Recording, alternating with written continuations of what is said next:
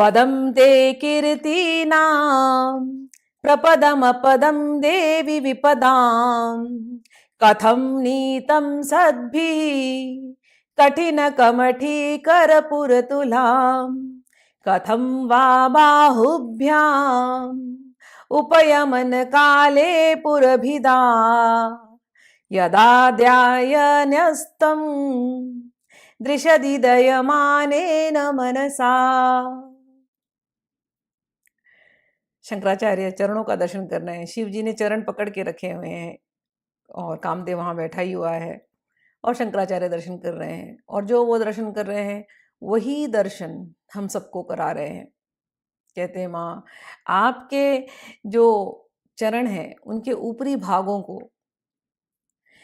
कई बार लोगों ने तुलना की है कि जैसे कछुआ कछुआ का जो ऊपर का भाग होता है ना, कड़क वाला भाग, माँ आपके चरण कछुए जैसे दिखते हैं, हार्ड शेल जैसा उनका होता है। लेकिन माँ, ये भी कोई तुलना नहीं है। कैसे कोई कह सकता है ऐसी तुलना? अरे हाँ, वो लोग ये कहते हैं कि माँ के चरण कछुए के जैसे इसलिए हैं कि यहाँ पर कछुए का जो हार्ड शेल होता है वो कछुए को हर विपदा से रक्षा करता है।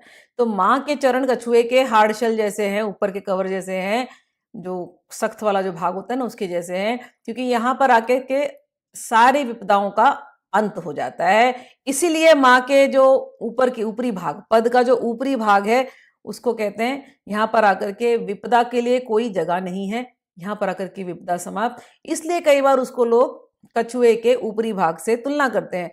हे माँ, फिर भी ये तुलना भी कोई तुलना नहीं है। आपके चरण तो इतने नर्म हैं, इतने नर्म हैं, इतने नर्म हैं। कहते हैं शंकराचार्य, मैं तो देख रहा हूँ माँ, इतने नरम चरण हैं कि शिव जी ने कैसे पत्थर रखा होगा अपने दिल पर, जब आपके नरम चरणों को उन्होंने पत्थर पे रखा होगा आपके विवाह के समय।